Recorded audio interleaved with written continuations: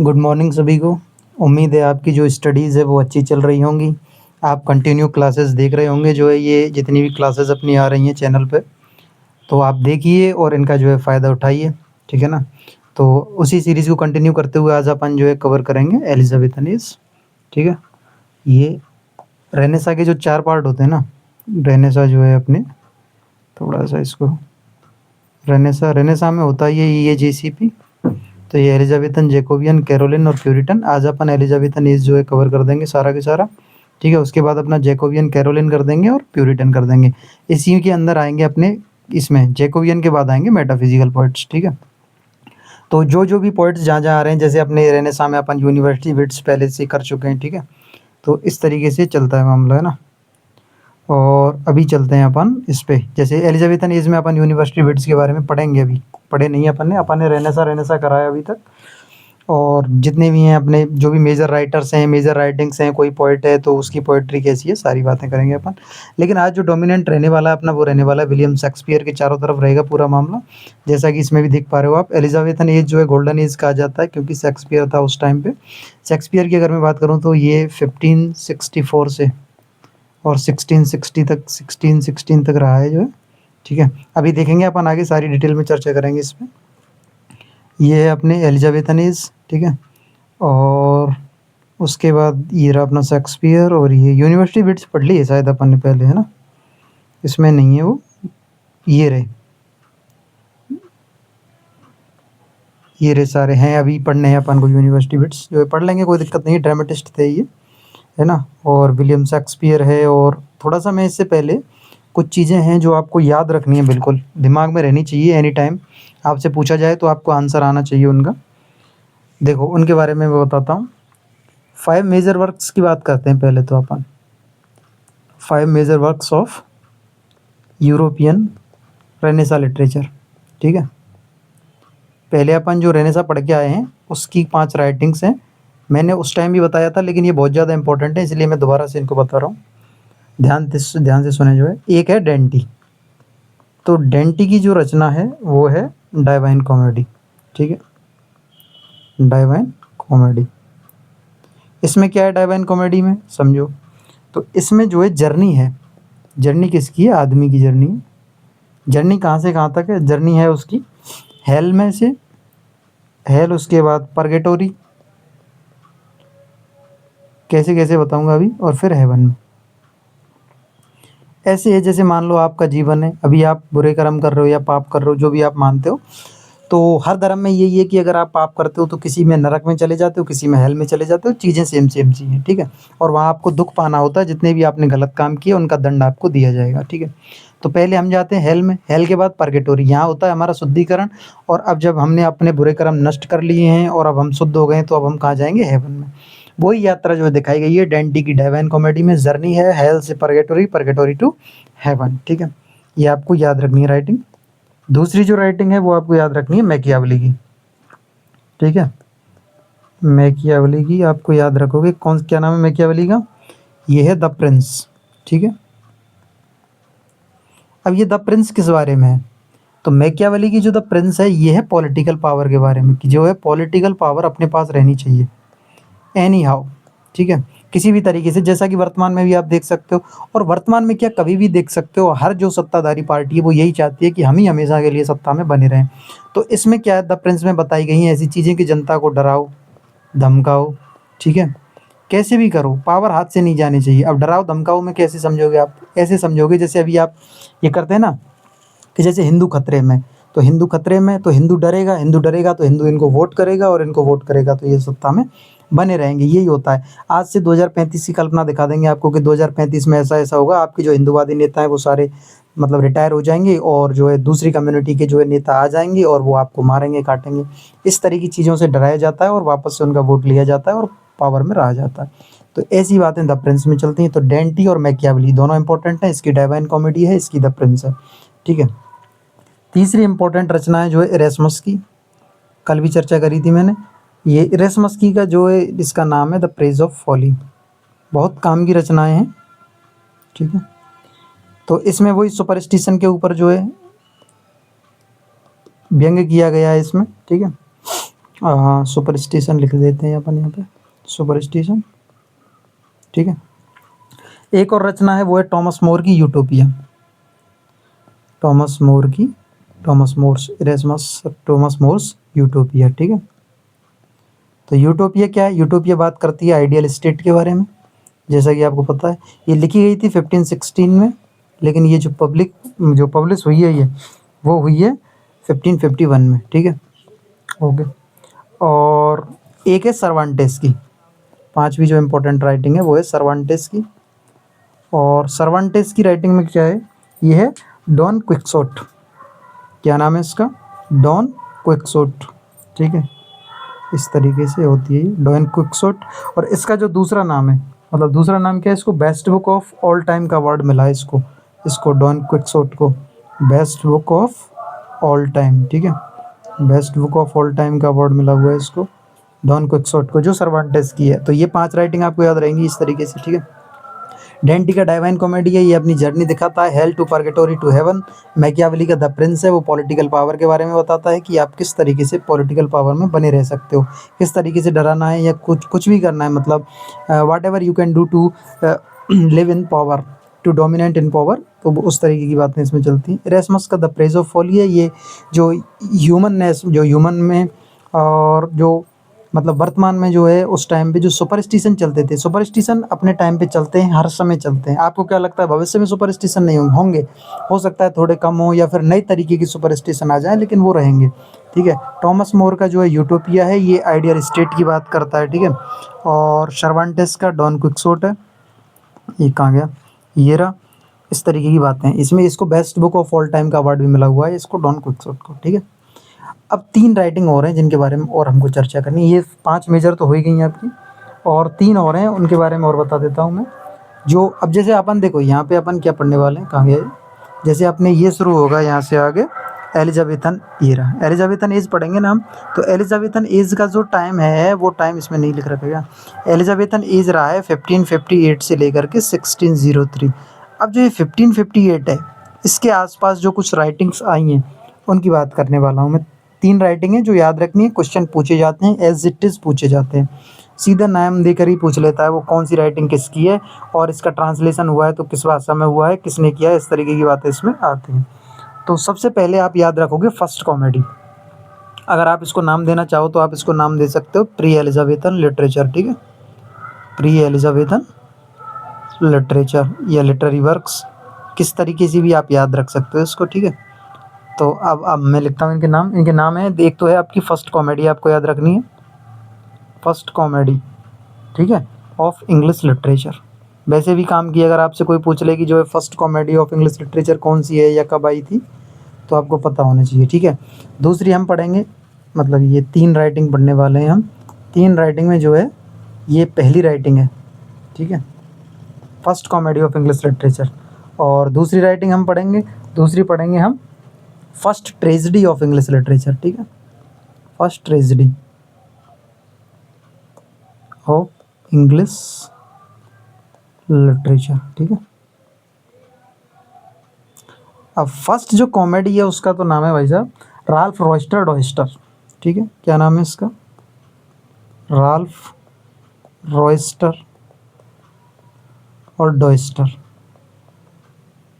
Ralph Roister डॉयस्टर। ठीक है। और ये किसने लिखी है? ये लिखी है निकोलस यूडाल ने। किसने लिखी है? निकोलस यूडाल। ठीक है। और ये कब लिखी है? ये लिखी है 1552 में। मैं कह रहा था ना, जैसे एलिजाबेथन एज चल रहा है आपका 1558 से लेकर के 1603 तक, तो उसके पहले जो राइटिंग है वो ये हो गई, फर्स्ट कॉमेडी है ये आपकी राल्फ रॉयस्टर डॉयस्टर। आप इसको याद रखोगे इस तरीके से। ठीक है। और इसका नाम मैं दूसरे कलर से लिख देता हूँ। इसका फर्स्ट जो ट्रेजेडी है आपकी, है ना, इधर ले रहा हूँ, फर्स्ट ट्रेजेडी हमारी ये रही। एक तो ये हो गई हमारी first comedy of English literature, Ralph Roister Doister, Nicholas Udall की है, 1552 की है। ठीक है। और फर्स्ट ट्रेजेडी जो है ये है गॉर्बो डक अपनी, गॉर्बो डक। हालांकि ये एलिजाबेथन एज में ही आई गई थी, जो है 1561 है इसकी जो है डेट। और 5 एक्ट की जो है ट्रेजेडी है ये। कितने एक्ट की ट्रेजेडी है? 5 एक्ट्स, 5 एक्ट्स ट्रेजेडी। ठीक। और क्या है इसमें आगे? ये किसने लिखी है? अच्छा, टॉमस नॉर्टन और सैकविले ने ये जो है लिखी है, टॉमस नॉर्टन है ना, नॉर्टन है ये, टॉमस नॉर्टन एंड सैकविले। अब इसमें यहाँ तक क्वेश्चन पूछा गया है कि ये जो 5 एक्ट ट्रेजेडी है, ये गोरबोडक है जो है, इसके जो है कितने एक्ट तो इसने टॉमस नॉर्टन ने लिखे हैं और कितने सैकविले ने लिखे हैं। ये क्वेश्चन आया हुआ है, आप जब यूजीसी नेट के पीवाईक्यूज लगाओगे तो आपको जरूर देखने को मिल जाएगा। अब मुझे याद नहीं है कब आया था ये, पर आया हुआ है ना। टॉमस नॉर्टन जो है 5 एक्ट ट्रेजेडी है, तो इसमें जो शुरू के जो 3 एक्ट हैं, ठीक है, शुरू के यानी कि बिगिनिंग वाले, ठीक है, बिगिनिंग वाले, या फिर आप इसको कह सकते हो फर्स्ट 3 एक्ट्स। जो फर्स्ट 3 एक्ट हैं वो तो लिखे हैं इसने, टॉमस नॉर्टन ने, और सैकविले ने लिखे हैं लास्ट 2 एक्ट्स, ठीक है। तो इस तरीके से इन दोनों का जो है ब्लेंड वर्क देखने को मिलता है, और दोनों की जो है मतलब हर आदमी की एक स्टाइल होती है ना लिखने की, फिर लिखने की स्टाइल होती है, बोलने की स्टाइल होती है, हर चीज़ की उसकी जो है शैली होती है एक भिन्न, तो उन दोनों का जो है ब्लेंड वर्क देखने को मिलता है। अच्छा, इसके अलावा ये जो गोरबो डक है ना, ये अपना जो गोरबो डक है, इसका नाम है, मतलब इसका दूसरा नाम है वो है फेरेक्स एंड पोरेक्स, और ये भी पूछा हुआ है इसका नाम भी, जो है फेरेक्स एंड पोरेक्स, ये इसका नाम है, ठीक है। इस तरीके की बातें इसमें अपन को देखने को मिल जाती हैं, फेरेक्स एंड पोरेक्स, ये इसका दूसरा नाम है, अन्य नाम है। ये लिखने वाले इसके टॉमस नॉर्टन और सैकविले हैं। 5 एक्ट की ट्रेजेडी है, शुरू के 3 जो है नॉर्टन ने लिखे हैं और लास्ट के 2 सैकविले ने लिखे हैं, ठीक है। इस तरीके से ये आपकी फर्स्ट कॉमेडी और फर्स्ट ट्रेजेडी हो जाती है। उसके अलावा एक राइटिंग और आप याद रखोगे, जो है टोटल्स मिससेलेनी, ठीक है। ये प्रिंटेड एंथोलॉजी थी, जो है प्रिंटेड एंथोलॉजी, और ये कैसे मतलब क्या है इसमें बताता हूँ मैं। तो ये लिखिए टोटल्स मिससेलेनी, और ये मतलब काफ़ी इंपॉर्टेंट वर्क है, और इसका पब्लिकेशन ईयर पूछा जाता है आपसे, जो है ये हो गई आपकी टोटल्स मिससेलेनी,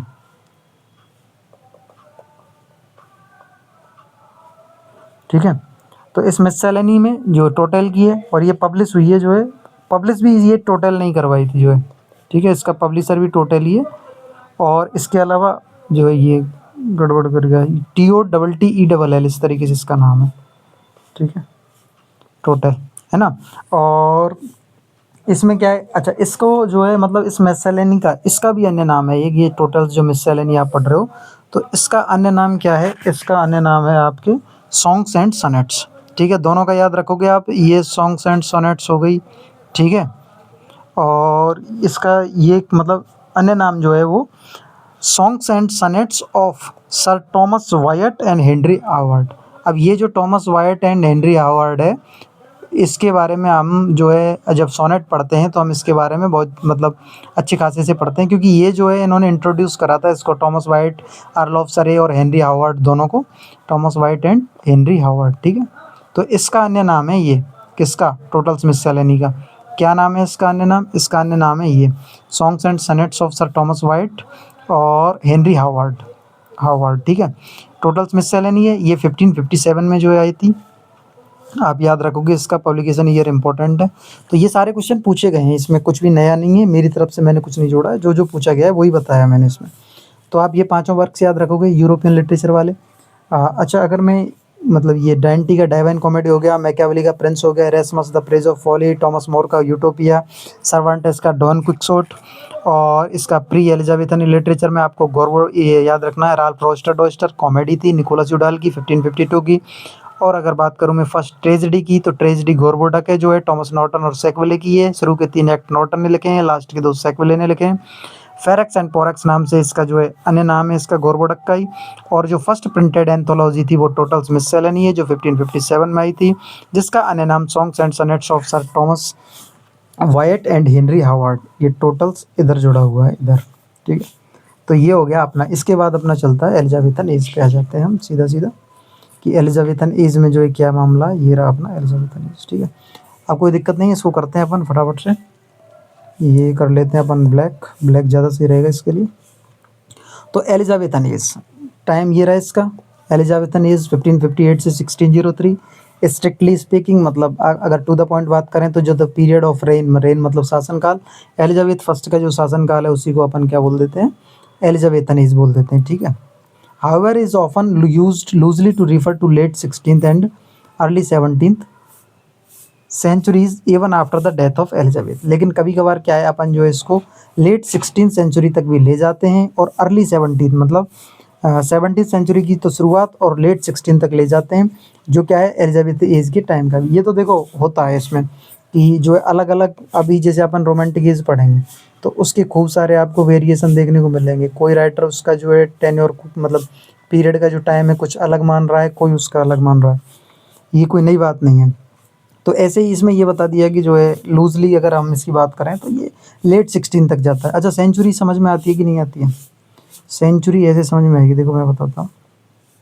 बच्चों को इसमें समस्या रहती है सेंचुरी को समझने में। अभी जैसे 21st सेंचुरी चल रही है, जबकि ये अपन बोलते हैं 2026, लेकिन ये सेंचुरी 20वीं ना होकर के 21st है। तो ये कैसे है, ये समझो एक बार में समझ में आ जाएगा। देखो होता क्या है, आप जाओ इसकी शुरुआत में, ठीक है। अभी जैसे मान लो ये पहला साल चल रहा है, पहला, ठीक है, पहला, दूसरा, तीसरा, चौथा से लेकर के 100 तक चला गया। अब ये जो पहला साल है, अब इसको क्या बोलूँगा मैं? इसको जीरो सेंचुरी तो बोल नहीं सकता मैं कि भाई ये जीरो सेंचुरी है, इसको मैं बोलूँगा फर्स्ट सेंचुरी, ठीक है। तो ये फर्स्ट सेंचुरी हो गई। तो जो यहाँ से आएगी 101, 102, 103 करके जो आएगी, तो ये ऑटोमेटिकली सेकंड सेंचुरी हो गई, हुई कि नहीं हुई? तो ये आएगी अब यहाँ से 201, 202, 203, ऐसे जो ईयर्स चलेंगे वो अपने आप थर्ड सेंचुरी हो गई। जबकि ये कौन से चल रहे हैं? 200, 202, 203 चल रहे हैं। तो ऐसे करके होता है ये। ऐसे ही अभी क्या चल रहा है? 2020, 2021, तो ये सेंचुरी कौन सी हो गई? 21st। अब ये हो गई 1995 और 1996 जो है, तो ये हो गई 20 सेंचुरी अपनी। तो इस तरीके से ये जो है सेंचुरी चलती है, ठीक है। ये हो गई अपनी सेंचुरी की बात। अब हम चलते हैं आगे एलिजाबेथन एज की तरफ। तो ऐसे ये लेट 16th और अर्ली 17th सेंचुरी तक इसको जो है मान लिया जाता है, ठीक है।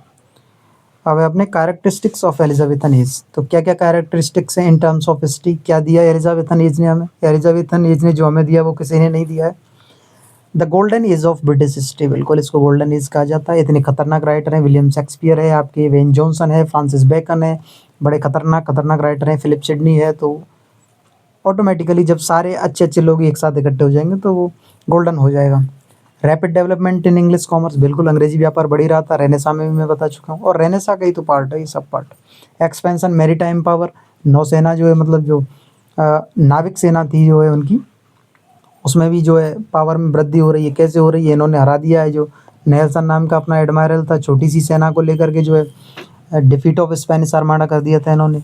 ये आ गया ना नीचे। The rise of nationalist feeling, the defeat of the Spanish armada occurred in 1588। तो 1588 में ये हो जाता है, स्पेनिश आर्माडा को हरा दिया जाता है। Time of peace and prosperity, बिल्कुल शांति थी, खुशहाली थी। और ये नेल्सन जो है एडमायरल था, एल कर लो इसको, इस वाली बात से ये जुड़ा हुआ है, ठीक है। और इधर क्या है? Literature of Elizabethan age. क्या है एलिजाबेथन एज में? It was a great in drama the greatest. Age तो ग्रेट है, गोल्डन एज है, ग्रेट एज है, लेकिन ड्रामा के मामले में भैया ग्रेटेस्ट है। ये शेक्सपियर लेके जा रहा है इसको खींच के मामले को पूरा। एज ऑफ लिटरेचर ड्रामा का, ठीक है। In poetry, lyric poetry, sonnets and elegies, sonnet और एलजीज क्या है? प्रीडोमिनेंट है एलिजाबेथन एज में। बिल्कुल खूब सारी सोनेट्स आई थी, 154 सोनेट तो अकेला शेक्सपियर लिख देता। कह तो रहा हूँ मैं, शेक्सपियर अकेला खींच के ले जा रहा है इसको पूरा पूरा। और भी अच्छे राइटर, बेकार नहीं है उस टाइम के। ब्लैंक वर्स हो गया अपना, अनराइम्ड आइमिक पेंटामीटर लाइंस होती हैं ब्लैंक वर्स। ब्लैंक वर्स जानते हो आप? देखो बता देता हूँ, वैसे मैंने बता रखा है, पुराने वीडियोस देखा करो आप। एक तो होता है अपना वर्स, तो कोई भी लाइन है, कोई भी जो है पोइट्री है, कोई भी स्टेंजा है, वो वर्स हो सकता है अपने आप में जो है, ठीक है। ये हो गया वर्स। एक होता है इसमें फ्री वर्स। फ्री वर्स को हम बोल देते हैं वर्स लिब्रे भी बोल देते हैं इसको ही, वर्स लिब्रे, ठीक है। फ्री वर्स और वर्स लिब्रे बोल देते हैं अपन इसको। और एक होता है अपना ब्लैंक वर्स। तो वर्स तो जो होता है वो कोई भी लाइन हो सकती है, कोई भी स्टेंजा हो सकता है। और एक होता है राइम्ड वर्स। राइम्ड वर्स मतलब जिसमें आइमिक पेंटामीटर प्लस होता है। अब जो ब्लैंक वर्स है इसके बारे में आपको इतनी बात याद रखनी है कि ब्लैंक वर्स होता है अनराइम्ड, मतलब राइमिंग नहीं होती, अनराइम्ड आइमिक पेंटामीटर, मीटर होता है लेकिन, ठीक है, ये बात याद रखोगे। वर्स लिब्रे में ना तो मीटर होता है, ठीक है, और ना ही राइम होती है, ये फ्री वर्स होता है, ठीक है। इस तरीके से चलती हैं ये चीज़ें। और ये हो गया ब्लैंक वर्स आ गया। Unrhymed iambic pentameter lines was popular form in Elizabethan dramas, खूब पॉपुलर है। और मार्लो, क्रिस्टोफर मार्लोव हुआ है, इसमें बताऊंगा आगे मार्लोव के बारे में भी। Marlowe considered blank verse as mighty line, तो इस ब्लैंक वर्स को इसने माइटी लाइन कहता है। माइटी लाइन क्या होता है? शक्तिशाली पंक्तियाँ, तो पावरफुल बोल सकते हो आप। इन्फ्लुएंस ऑफ इटालियन लिटरेचर, बिल्कुल, love sonnets, pastoral elegies, allegorical epic, इस तरह की चीज़ें जो है हमें देखने को मिलती हैं इसमें। ठीक है, अब आ जाते हैं हम major writers of Elizabethan age पर। ठीक है, एलिजाबेथन एज में एक तो आप इनके नाम याद रखोगे, ये हैं अपने यूनिवर्सिटी विड्स। समझ में आ रहा है कि नहीं आ रहा? यूनिवर्सिटी विड्स हैं अपने। ठीक है, और इसमें इनकी राइटिंग्स नहीं दे रखी क्या? फिलिप सिडनी भी नहीं है इसमें, क्या करा क्या है ये इन्होंने? ठीक है, मुझे लगता है इसमें कम आया है मैटर जो है, या तो पेज वेज सेव नहीं हो पाया है कोई, या फिर कुछ और गड़बड़ हुई है। बाकी इसमें और राइटर भी होने चाहिए थे, जैसे ये फिलिप सिडनी है, मैं बता दूंगा खुद से, कोई दिक्कत नहीं भी है तो। ये जैसे फिलिप सिडनी है, एडमंड स्पेंसर है, विलियम शेक्सपियर है। विलियम शेक्सपियर तो दे रखा है इसमें, एडमंड स्पेंसर आ गया क्या? हाँ, नहीं आया, स्पेंसर भी नहीं दे रखा और वो भी नहीं दे रखा, शायद कोई पेज रह गया है, वो अपन नेक्स्ट क्लास में डिस्कस कर लेंगे इसका। ठीक है, अभी के लिए यही देखें। तो ये है अपने यूनिवर्सिटी विड्स जो है, इनके वर्क्स भी बता दूंगा मैं, वो उसी पेज पे आ जाएंगे वो। और विलियम शेक्सपियर, बेन जॉनसन है इसमें, और एक ये फिलिप सिडनी है, और एडमंड स्पेंसर, 1 2 3, और ये राइटर रह गए, बाकी ये आ गए हैं अपने। बेकन, वो बेन जॉनसन आ गया, बेकन आ गया। ठीक है, तो इनको याद कैसे रखोगे आप इसको? यूनिवर्सिटी विड्स हैं ये, यूनिवर्सिटी में पढ़ते थे ये। ठीक है, तो इनको याद करने के लिए एक ट्रिक है अपनी, MGNLLPK। ठीक है, ये हो गया मार्लो, ये हो गया ग्रीने, नासे, लिली, लॉज, पीले और किट। ठीक है, तो आप यहाँ लिखोगे MGN, ये कैम्ब्रिज के हैं, कैम्ब्रिज यूनिवर्सिटी में पढ़ते थे ये, और ये ऑक्सफोर्ड वाले हैं LLP, और के ऐसे समझ लो कि के अभी किड जो है बच्चा है, ये किसी स्कूल में जाता नहीं, तो नाम याद रह जाएंगे इनके। ये तो हो गया अपना मार्लो। ठीक है, ये हो गया हमारा ग्रीने, ये हो गया हमारा नासे, और ये लिली, ये लॉज, और ये पीले। क्या हैंड राइटिंग आ रही है? ठीक है, देखो, मार्लोव,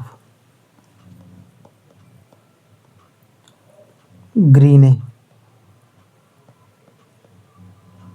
नासे, MGN हो गया ना, MGNLLP बताया था ना, लिली, लॉज और पीले, ऐसे ही नाम है इनके, देख लो तुम। क्रिस्टोफर मार्लोव है, ग्रीने है, नासे है, लिली है, लॉज है, पीले, और किड किसी भी यूनिवर्सिटी में नहीं जाता है। ठीक है, एक एक इनके वर्क हैं, वो मैं बता दूंगा बाद में ना। तो फिलहाल अपन चलते हैं अब सीधे शेक्सपियर की तरफ, जो है शेक्सपियर की एंट्री बड़ी एंट्री है काफ़ी। तो इसको कैसे जो है पढ़ते हैं, कैसे याद रखते हैं? बाकी इसमें फिलिप सिडनी भी है, पहले पोइट्स में फिलिप सिडनी है अपने, और इधर क्रिस्टोफर, फिलिप सिडनी का देखो ज़्यादा है नहीं मामला वैसे तो।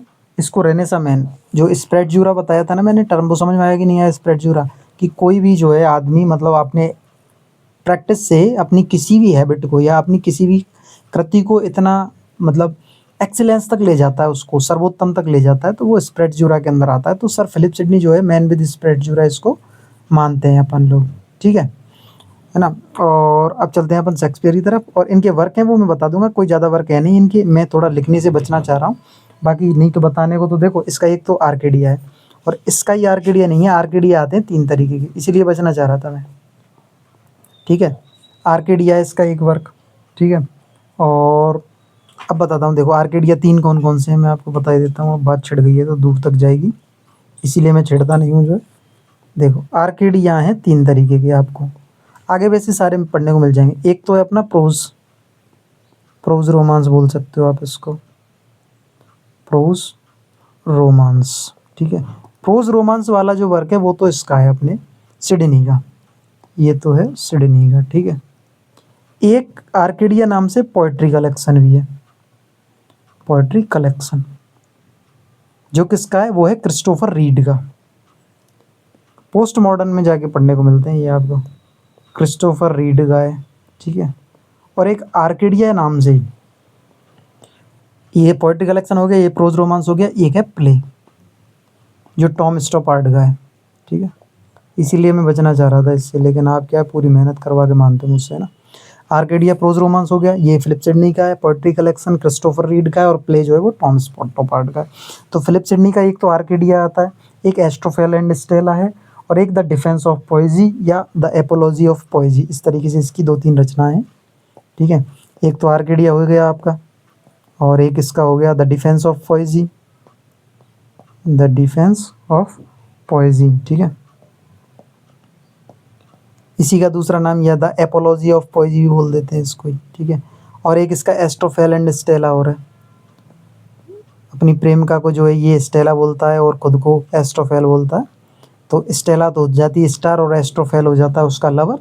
तो ये लव लवर ऐसी कहाँ बातें हैं इसमें एस्ट्रोफेल एंड स्टेला में। 108 सोनेट हैं ये, मतलब सोनेट सीक्वेंस है पूरा। ये सोनेट जब हम पढ़ते हैं तो भी, हम सोनेट जब पढ़ते हैं तो भी इसकी बात करते हैं, और जब फिलिप सिडनी पढ़ते हैं तो भी हम इसकी बात करते हैं। अब जब हम पोइट्स के रूप में फिलिप सिडनी की बात कर रहे हैं तो ये बातें हो रही होनी। तीनों राइटिंग इंपॉर्टेंट है, याद रखनी है आपको, ठीक है। और ठीक है, ये हो गया अपने क्रिस्टोफर मार्लोव, और ये ड्रामेटिस्ट हो गए। ये MGN LLP के ऑक्सफोर्ड हो गया, और ये डिक्शनरी वाले हो गए अपने। और ये टॉमस किड हो गया अपना लास्ट में, ये रहा ना लास्ट में किड, ठीक है। और प्रोज राइटर्स में फिलिप सिडनी प्रोज में भी आता है आपके। और जो है ये मैंने बता ही दिया आपको, क्रिटिकल वर्क है इसका ये जो है, ये defence of poetry, the apiology of poetry करके, इस तरीके की इसमें बातें आपको देखने को मिलती है। फिर है इसमें एडमंड स्पेंसर आपका। तो स्पेंसर के बारे में तो कोई ज़्यादा बात तो है नहीं, लेकिन फिर भी 5-6 राइटिंग इसकी भी इम्पोर्टेंट है।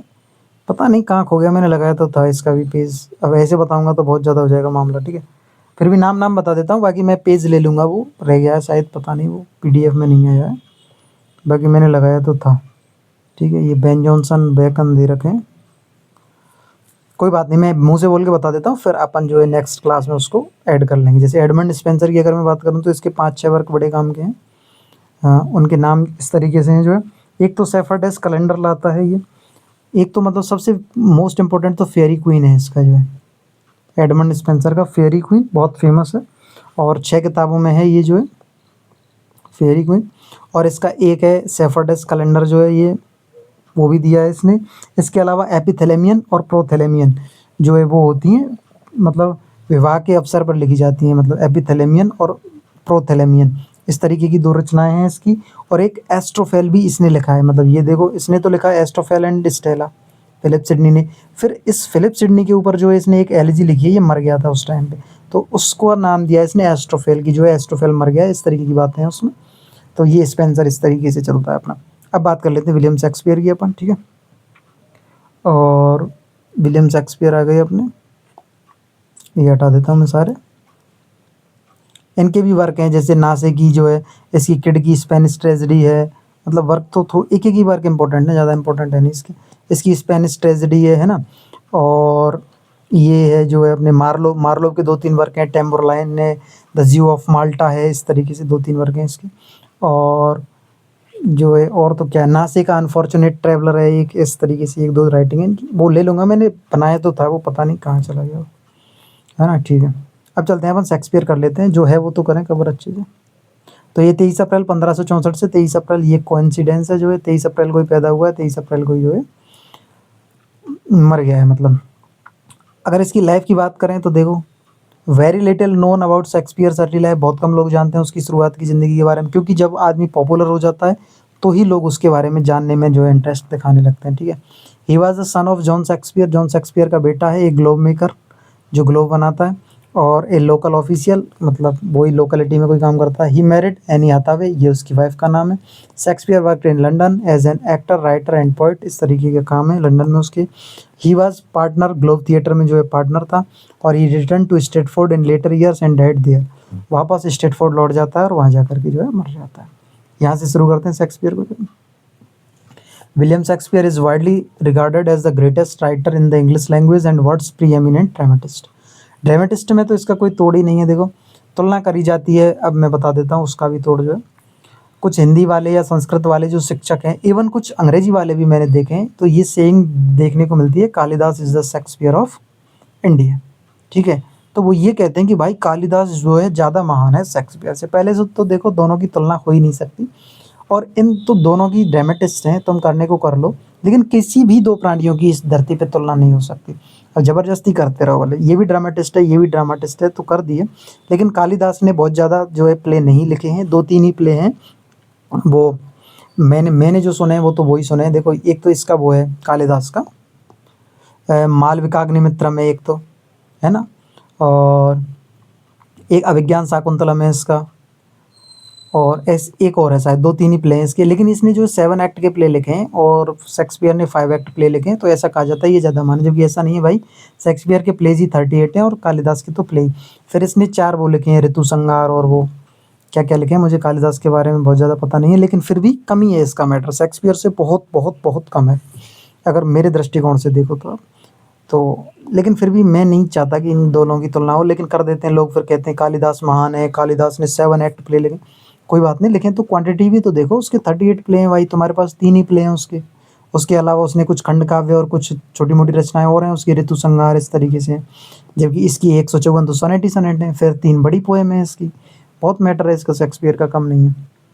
मैं यहाँ किसी को जो नीचा या ऊँचा दिखाने की कोशिश नहीं कर रहा हूँ, मैं जस्ट बता रहा हूँ कि ये जो लोग गलत बोलते हैं, जो बोलते हैं कि कालिदास बहुत ज़्यादा महान है, मेरी नज़रों में तो दोनों ही महान हैं और दोनों ही नहीं भी हैं, अगर देखो तो। ठीक है?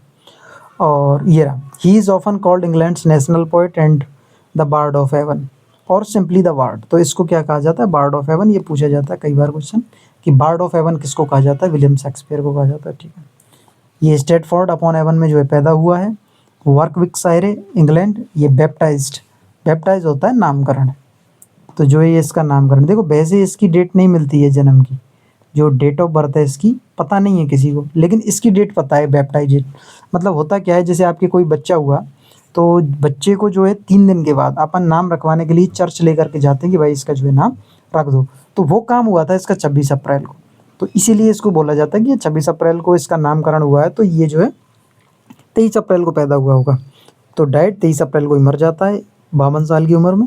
ये लिव ड्यूरिंग द एलिजाबेथन और जैकोबियन। बिल्कुल, कुछ राइटिंग इसकी जैकोबियन जब एज अपन कल पढ़ेंगे तो उसमें भी देखने को मिलेंगी, और एलिजाबेथन एज में भी इसकी कुछ राइटिंग जो है देखने को मिलती है।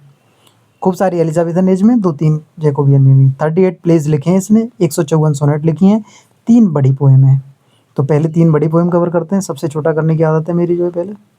Venus and Adonis, the rape of Lucrece, Lucrece ये पढ़ेंगे इसको, कहीं ल्यूक्रेसी कर दो आप, ल्यूक्री है। और ए लवर्स कंप्लेन, ये बड़ी पोएम है इसकी। कौन कौन सी है बड़ी पोएम?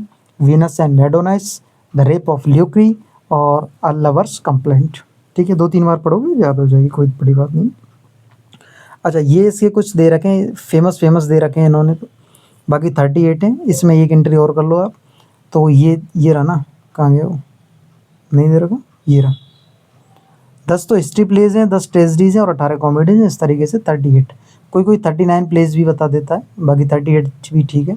154 सोनेट है, 3 लॉन्ग ये पढ़ ही लिया आपने, Venus and Adonis, the rape of Lucrece और अ लवर्स कंप्लेंट। ठीक है, अब ये आप याद करने पड़ेंगे आपको जो है। और मैं तो चाहता हूँ अगर आप और कोई बड़े लेवल की तैयारी कर रहे हो तो इनकी समरी और जो मेजर कैरेक्टर हैं, मेजर प्रोटागोनिस्ट हैं, इनमें वो भी पता होना चाहिए आपको। ठीक है, all is well that ends well, as you like it, ये पहले ग्रेड 1 में चलता था। द कॉमेडी ऑफ एरर्स, इस पे एक मूवी भी बनी है, अंगूर नाम की मूवी बनी है इस पे, द कॉमेडी ऑफ एरर्स पे। Loves labour's lost, the merchant of Venice, BA MA में वैसे तो सारे ही पढ़ाए जाते हैं इसके। A mid summer's night's dream, much ado about nothing, twelfth night और द टेम्पेस्ट। ठीक है, इस तरीके के इसकी जो फेमस कॉमेडी है, सारे के सारे का जो है कॉमेडी समझते हो ना, जिसकी एंडिंग अच्छी हो वो कॉमेडी है। ठीक है, एंड में सब कुछ सुखद हो जाता है, एंड में जो है मिल जाते हैं लोग, उस तरीके की बातें उसमें रहती हैं। All is well that ends well, as you like it, the comedy of errors, love's labour's lost, the merchant of Venice, a midnight summer's dream और much ado about nothing, twelfth night, the tempest. ठीक है, थोड़ी और बात करें तो ये tragedies हैं इसकी। एंटनी एंड क्लियोपेट्रा, हेमलेट, इस पे हेमलेट पे मूवी बनी है, हैदर, मूवी खूब सारी बनी है इस पे। जूलियस सीजर है, किंग लियर और मकबैथ, मकबैथ पे बनी है मकबूल, पता है कि नहीं पता है। और ओथेलो पे बनी है ओमकारा,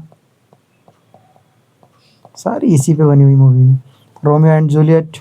ठीक है, अच्छा इसका एक वो सीक्वेंस और चलता है, जुटका प्लेस, ये भी बताऊंगा मैं बाद में, अभी नहीं बताऊंगा क्योंकि फिर ऐसा ही हो जाएगा आर्केडिया जैसा ही। ठीक है, Antony and Cleopatra, Hamlet, Julius Caesar, King Lear, Macbeth, Othello, Romeo. अच्छा, इनका अगर मैं सीक्वेंस बताऊं तो सीक्वेंस ऐसे याद रखते हैं, होकम से, होकम, हेमलेट, ओथेलो, किंग लियर और मकबेथ। ठीक है, फिर इनके जो है अपन वो भी देख लेते हैं, जो है ट्रेजिक फ्लॉ, कौन से में क्या फ्लॉ है, तो इस तरीके की बातें चलती हैं इनमें। ठीक है, तो किंग लियर में तो जो है प्राइड होता है उसका, और मकबेथ में उसका एम्बिशन होता है, और हेमलेट में जो है इसकी ओवर थिंकिंग होती है, वो जज नहीं कर पाता है, और ओथेलो में जो है इसका जीलसी होती है। कुछ इस तरीके की बात है इसमें ट्रेजिक फ्लॉ के रूप में देखने को मिलती है।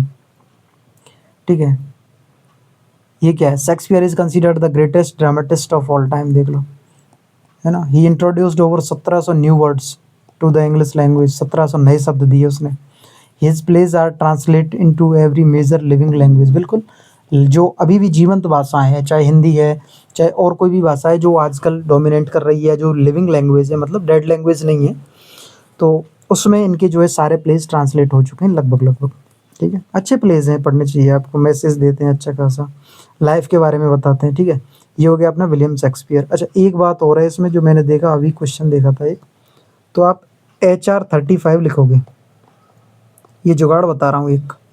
ठीक है, तो ये सीक्वेंस पूछा हुआ था उसमें कि जैसे इसके प्ले हैं, प्ले जाते हैं इसके, हेनरी है, रिचार्ड है, एडवर्ड है, किंग है, इसने हिस्ट्री लिखी है ना, हिस्ट्रीज प्ले लिखे, तो उसमें हेनरी का में तो जो है इसने तीसरे नंबर का नहीं लिखा है, मतलब हेनरी थर्ड, हेनरी थर्ड ऐसा कोई प्ले इसने नहीं लिखा है, और रिचार्ड 5 नहीं लिखा है।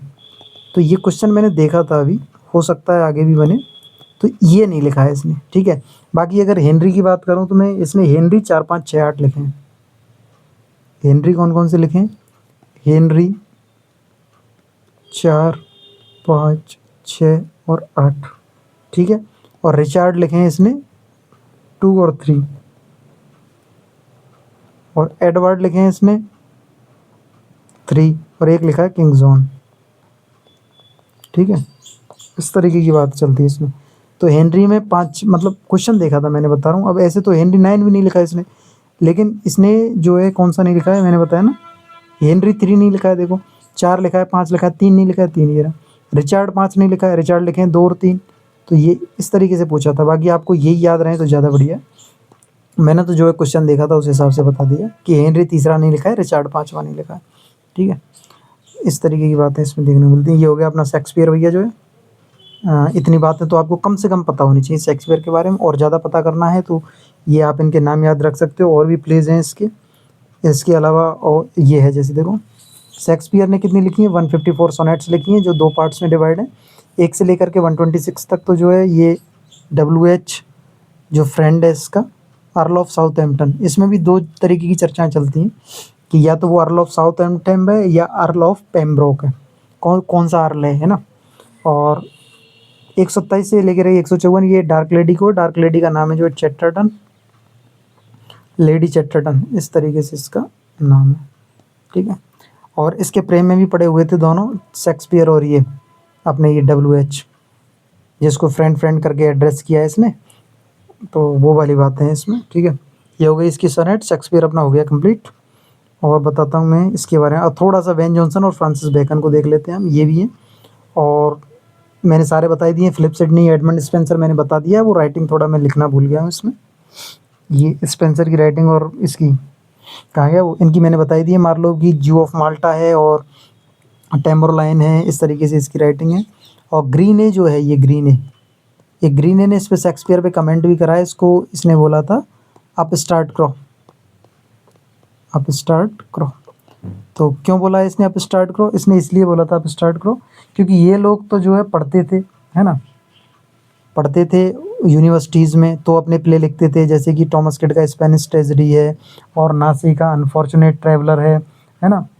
तो लेकिन ये शेक्सपियर जो है कहीं भी पढ़ा लिखा नहीं था, लेकिन फिर भी लिख देता था, इनसे अच्छे प्ले लिख लाता था, और इसके जो है इनसे ज़्यादा प्ले परफॉर्म हो रहे थे, तो इनको जो जीलसी फील होती थी। तो ग्रीने ने कमेंट करा इस पर आप स्टार्ट करो कि कौआ है, काँव काँव करता रहता है जो। तो इस तरीके की बातें हैं इनमें, है ना। और क्या बचा अपने, अपने कुछ बचा नहीं है। राइटिंग के नाम मैंने बता दिए हैं, आप नोट कर सकते हो, खुद से भी कर सकते हो, और मैं दे दूंगा नहीं तो एक पेज आपको। ठीक है, अब चलते हैं अपन बेन जॉनसन की तरफ। ये और ड्रामेटिस्ट हुआ है उसी टाइम का, इसने कॉमेडी ऑफ ह्यूमर्स को जो है पॉपुलर किया है, जिसको सिटी कॉमेडी या कॉमेडी ऑफ ह्यूमर्स बोल देते हैं।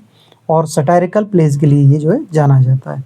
ठीक है, देखो ये समझो, ह्यूमर होता है शरीर के 5 जो फ्लूइड होते हैं ना, उनके आधार पे जो आपको समझाया जाता है वो होता है ह्यूमर। हिज मेजर वर्क्स, देखो इसी तरीके के नाम मिलेंगे इसके। Every man in his humour, हर आदमी अपने ह्यूमर में, हर आदमी ह्यूमर से बाहर। Volpone the fox, alchemist, Bartholomew fair और एपिसिनी, इसको क्या पढ़ोगे आप, एपिसिनी। ठीक है, द साइलेंट वुमन, ये सटायरिकल प्लेज हैं ये सारे। वॉल्पोन द फॉक्स है, एल्केमिस्ट है, बार्थोलोम्यू फेलियर है, एपिसिनी है, द साइलेंट वुमन है। Comedy of humours, every man in his humour, every man out of his humour. अच्छा, द मास्क ऑफ ब्लैकनेस, एक ये लिखा है इसने, और द मास्क ऑफ क्वींस, दो तरीके के मास्क लिख दिए, ब्लैकनेस का और क्वीन का। मास्क क्या होता है, मास्क लिटरेरी फॉर्म है जिसमें ड्रामा, पोएट्री, सॉन्ग, डांस और स्प्लेंडेड कॉस्ट्यूम्स का इस्तेमाल किया जाता है। ठीक है, ये हो गया आपकी। बेन जॉनसन जो है, कॉमेडी ऑफ ह्यूमर समझ लो, सिटी कॉमेडीज बेन जॉनसन ने पॉपुलर किया है जो है।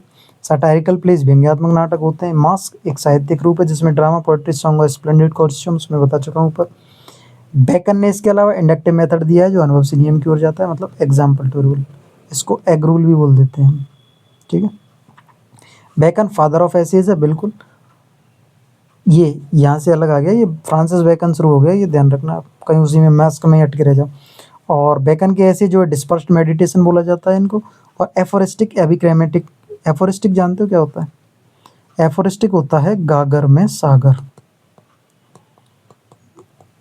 अभी जैसे देखो आपके सेकंड ग्रेड में ऑफ स्टडीज़ नाम का प्ले डाल दी, वो ऐसे है इसका। और इसका पहले ये ऑफ स्टडीज़ ग्रेड 1 में था। लेकिन जो ऑफ स्टडीज़ है उसको आप देखोगे तो एक पेज पे आ जाता है वो पूरा। लेकिन अगर आप उसको एनालिसिस करोगे और उसको याद करने की कोशिश करोगे तो 100 से ज़्यादा फैक्ट दे जाता है। एक एक लाइन में 3-3 फैक्ट हैं। तो यही होता है एफोरिस्टिक स्टाइल। एपिग्रामेटिक, एपिग्राम क्या होता है? विटी स्टेटमेंट होता है, शॉर्ट विटी स्टेटमेंट एपिग्राम होता है, बिल्कुल छोटा सा और लेकिन बात बहुत बड़ी। शॉर्ट विटी स्टेटमेंट एपिग्रामेटिक, ये पिथी हो गई। ठीक है, प्रेग्नेंट सेंटेंस भी बोल देते हैं इसको, कि सेंटेंस के अंदर सेंटेंस है जो है। इसको बेकन को, बेकन ये रहा। Bacon has been called the father of empiricism, empiricism का फादर माना जाता है इसको। फादर ऑफ इंग्लिश एसेज, देखो इंग्लिश एसेज है, फादर ऑफ एसेज नहीं है। फादर ऑफ एसेज तो मॉन्टेन है जो फ्रेंच राइटर है। Father of English essays Bacon है, और प्रिंस जो है लैम्ब है। तीनों तरीके की बातें आपको पता होनी चाहिए। मॉन्टेन क्या है? फादर ऑफ एसेज है। फादर ऑफ इंग्लिश एसेज कौन है? चार्ल्स वो फ्रांसिस बेकन है। और प्रिंस कौन है? लैम्ब है। समझ में आ रहा है ना?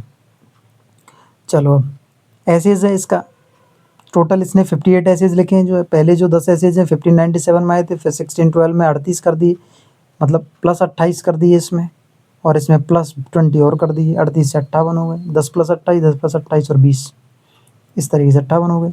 तो एसेज याद रहेंगे कि नहीं होंगे? 1597 में आया पहला, दूसरा 1612 में, तीसरा एडिशन आया 1625 में। ठीक है, द एडवांसमेंट ऑफ लर्निंग, ये भी है इसकी, और न्यू एटलांटिस, ये इसकी रचनाओं के नाम है। Beckons writing style is aphoristic, ये बता चुका हूँ मैं। एपिग्रामेटिक या पिथी बता चुका हूँ। द एडवांसमेंट ऑफ लर्निंग 1605, इसमें इंडक्टिव अप्रोच ऑफ लर्निंग दी है इसमें। तो 3 बातें याद रखोगे आप इसके। ऐसे कितने 58 ऐसे कैसे कैसे आए हैं? 1597, 1612 और 1625, इस तरीके से आए हैं। एडवांसमेंट ऑफ लर्निंग, इसमें इसने इंडक्टिव अप्रोच दी है जो है अपनी। ठीक है, और ये न्यू एटलांटिस है। Bacon's essays are known as dispersed meditation, ये बात मैं यही बता चुका हूँ आपको। कहाँ गया डिस्पर्स्ड मेडिटेशन वाली? तो अगर आप क्लास एक बार में समझ में नहीं आती है तो 2 बार देख लिया करें, कोई दिक्कत नहीं है। चीज़ों को अच्छे से लर्न करें। एग्ज़ाम में काफ़ी टाइम है आपके जो है, ग्रेड 1 ग्रेड 2 में खूब सारा टाइम है, अच्छे से पढ़ सकते हो आप डिटेल में। ठीक है, एक बार मैं बता देता हूँ मैंने क्या क्या बताया आज। मैंने कुछ नहीं बताया। मैंने आपको एक तो ये 5 राइटिंग याद करवाने की कोशिश करी थी जो है, ये डैंटी का डाइवाइन कॉमेडी, मैकियावेली का द प्रिंस, रेसमस का the praise of folly, Thomas More का यूटोपिया और सर्वांटेस का डॉन क्विक्सोट। फिर मैंने फर्स्ट कॉमेडी बताई है आपको, राल्फ रॉयस्टर डॉयस्टर। फिर मैंने आपको ट्रेजेडी बताई थी, ये गोरबोडक है। गोरबोडक का नाम फेरेक्स एंड पोरेक्स है। इस तरीके का क्वेश्चन भी पूछा जा चुका है जो है। और इसके जो है टॉमस नॉर्टन और सैकविले ने लिखा है ये गोरबोडक, ये 5 एक्ट की ट्रेजेडी है जो है। और इसमें जो है शुरू के 3 एक्ट तो इसने लिखे हैं टॉमस नॉर्टन ने, और सैकविले ने 2 लिखे हैं। प्रिंटेड जो एंथोलॉजी है वो टोटल्स की मिससेलेनी है, 1557 की रचना है। इसका अन्य नाम songs and sonnets of sir Thomas Wyatt and India award भी है। तो ये बातें करी, फिर अपन गए एलिजाबेथनीज की तरफ। कहाँ गए एलिजाबेथनीज? ये रहा। ठीक है, ये ना यहाँ लिख लो आप, ये रहा इसका टाइम जो है। फिर हमने इनके बारे में पढ़ा। ये अपने ड्रामेटिस्ट हैं जो यूनिवर्सिटी विड्स के नाम से जाने जाते हैं। ठीक है, और ये फिलिप सिडनी एडमंड स्पेंसर, और प्रोज राइटर्स ये हो गए, बेकन, बेन जॉनसन सारे हो गए। तो एलिजाबेथन एज आपका होता है यहीं पे फिनिश। और कल अपन करेंगे जो है जैकोबियन एज। आगे की बात अगली क्लास में। 3 इम्पोर्टेंट बातें अगेन, 3 इम्पोर्टेंट बातें क्या हैं आपके लिए? लाइक ज़रूर करें, आप लाइक करते नहीं हो, क्लास देख के निकल लेते हो जो है। और शेयर करें इसको अपने चहेते लोगों तक जो कहीं भी पढ़ रहे हैं, किसी भी इंस्टीट्यूट से पढ़ रहे हैं, आपको लगता है उनके काम की हो सकती है ये क्लासेज, या इन क्लासेज से उनका रिवीजन हो सकता है, तो ज़रूर शेयर करें उनको। और सब्सक्राइब ज़रूर करें हमारे इसी तरीके की वीडियोस देखने के लिए। आगे की बात अगली क्लास में, तब तक के लिए धन्यवाद। हंसते रहिए, हंसना इम्पोर्टेंट, मुस्कुराइए जितना मुस्कुरा सकते हो, खुश रहिए किसी भी हालत में हो जो भी है, ठीक है। तो ओके।